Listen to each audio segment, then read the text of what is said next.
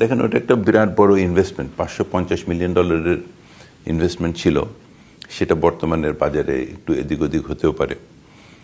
তাছাড়া ওইটার জন্য আমরা প্রায় $20 মিলিয়ন ইনভেস্টমেন্ট করেছি। ওটার যেটা লং লিড আইটেম বলে সেই আইটেমগুলো আমাদের কেনা আছে এবং আমাদের অ্যাটলিস্ট যখন 1.5 বছর আগে জাহাজ যেটা কনভার্সন করতে হবে সেটাও রেডি ছিল।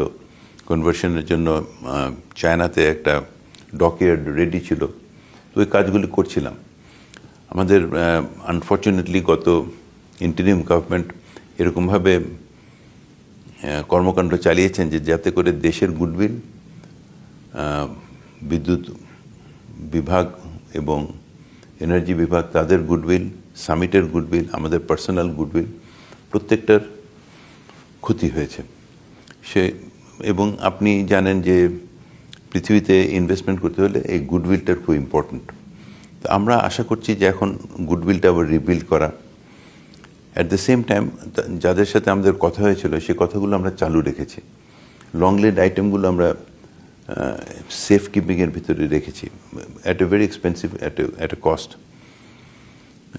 এবং আশা করি যে যদি বাংলাদেশ সরকার either through judiciary or through administrative process এই কাজগুলো আমাদেরকে করতে দেন, তাহলে আমরা দ্রুততার সাথে, যত দ্রুততার সাথে সম্ভব করতে পারবো এবং অন্যদের থেকে নিশ্চয়ই দ্রুততার সাথে সম্ভব করতে পারবো।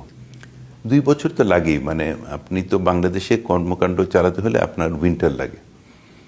তো ধরেন যদি আপনি সামারে কাজও দেন তাহলে পরে জোগাড় করা যায়, কিন্তু ওখানে যে সমুদ্রে যখন নাকি আপনার 5 মিটার 10 মিটার ঢেউ হচ্ছে তখন তো ওখানে কাজ করা যায় না।